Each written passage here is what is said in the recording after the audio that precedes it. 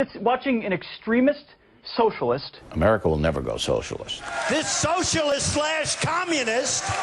They've got a socialist that is gaining on Hillary Clinton. Folks, you can't make that up. A socialist is doing well in the Democratic primary. The media often misrepresents social democracy as socialism. Are they the same? Would you ever want to live in a social democracy? What if we told you that you already do? National parks, public libraries, schools, even our firemen and police forces are all examples of social democracy in action. Let's think about this in terms of priorities. Every year, we collectively generate revenue, mostly through individual and payroll taxes, but a significant part of it is lost through handouts to large, profitable companies. It's called corporate welfare.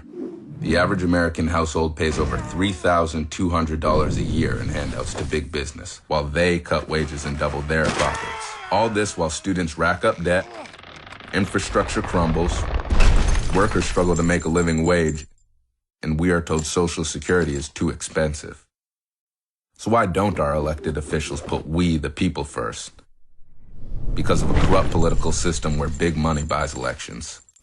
From 2008 to 2014, the 50 largest corporations spent $2.7 billion in lobbying, and in return received $330 billion in tax breaks. The result? We have a rigged economy where the top 1/10 of 1% own almost as much wealth as the bottom 90%.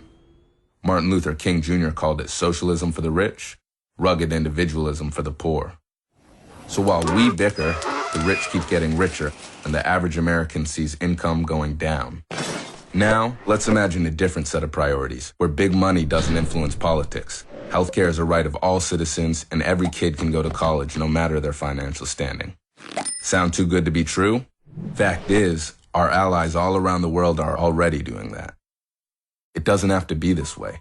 We're the United States of America.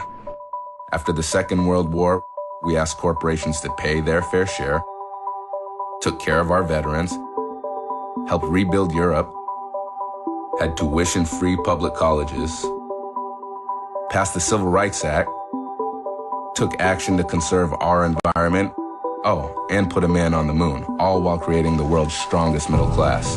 We did this during 3 prosperous decades, from the 40s through the 70s, under both Democrats and Republicans, some of whom were accused of being socialist.